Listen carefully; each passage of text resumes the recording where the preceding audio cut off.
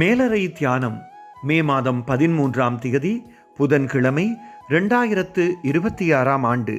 எழுதியிருப்பவர் Jonathan ஏ போட்டர், Georgia, USA. தலைப்பு காலங்களுக்கு நடுவில். வாசிக்க வேண்டிய வேத பகுதி யோவான் 15ஆம் அதிகாரம் 1ஆம் வசனம் தொடங்கி 8ஆம் வசனம் வரை. இன்றைய நாளுக்குரிய தியான வசனம் யோவான் 15ஆம் அதிகாரம் 5ஆம் வசனம்.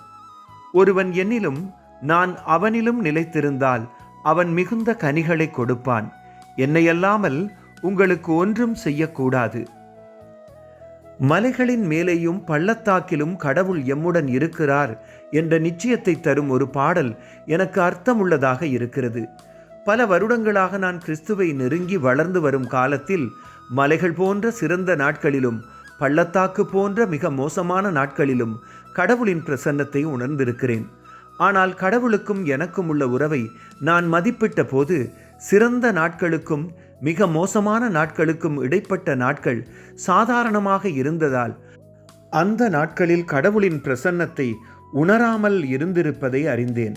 அந்த நாட்களில் தொழில் சம்பந்தமான கூட்டங்கள், உரையாடல்கள், ஏராளம் மின்னஞ்சல்கள் போன்றவை கடவுளை விட்டு விலகச் செய்து கடவுளின் உதவியில்லாமல் என்னால் எல்லாவற்றையும் செய்ய முடியும் என்று நினைக்கச் செய்து விட்டது.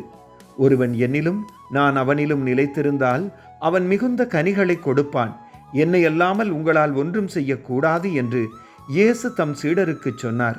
நாம் தினமும் இயேசுவுடன் தொடர்பில் இருக்க வேண்டும். அந்த இடைக்காலத்தில் நம் கவனம் திரும்பினால் அது நம்மை விலகச் செய்துவிடும். ஆகையால் கிறிஸ்துவுடன் எப்போதும் தொடர்பில் இருப்பதில் கவனமாயிருப்போம். ஜெபம். அன்பான கடவுளே, உலகம் எமது கவனத்தை திருப்பும் நாட்கள் உட்பட எல்லா நாட்களிலும் எப்போதும் உங்களுடன் எமது உறவை வைத்திருக்க எமக்கு உதவுங்கள். ஆமேன். இன்றைய நாளுக்குரிய சிந்தனை. சாதாரண நாட்களிலும் கடவுளுடன் இணைந்திருப்பதில் கவனமாக இருப்பேன். கர்த்தருடைய அன்பும் இரக்கமும் அவரது பிரசன்னமும் இந்த நாளில் உங்கள் அனைவரோடும் கூட இருப்பதாக.